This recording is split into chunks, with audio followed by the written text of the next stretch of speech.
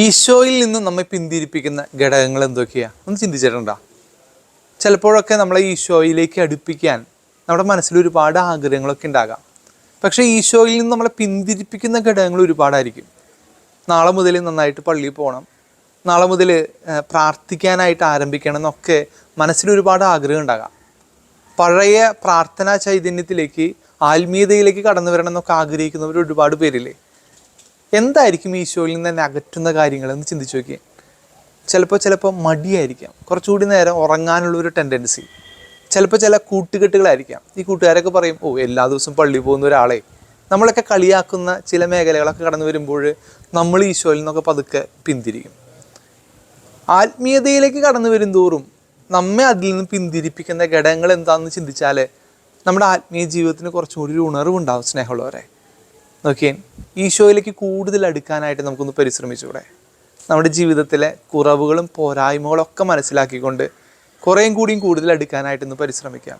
സുവിശേഷത്തിൽ ഈശോയെ അനുഗമിക്കാൻ പരിശ്രമിക്കുന്ന 2 യുവാക്കളെയാണ് പരിചയപ്പെടുത്തുന്നത്. അതിലൊരുവൻ പറയുന്നുണ്ട്, എൻ്റെ അപ്പനെയും അമ്മയെയും കണ്ട് യാത്ര പറഞ്ഞിട്ട് വരാനായിട്ട് അനുവദിക്കണമെന്ന്. കലപ്പയിൽ കൈവച്ചിട്ട് പിന്തിരിഞ്ഞു നോക്കുന്നവൻ സ്വർഗരാജ്യത്തിന് അവകാശിയല്ല എന്ന് ഈശോ ഓർമ്മിപ്പിക്കുകയാണ്. നോക്കിയേ, വിളിയാണ്, അവൻ്റെ വിളിയാണ് മുഖ്യം.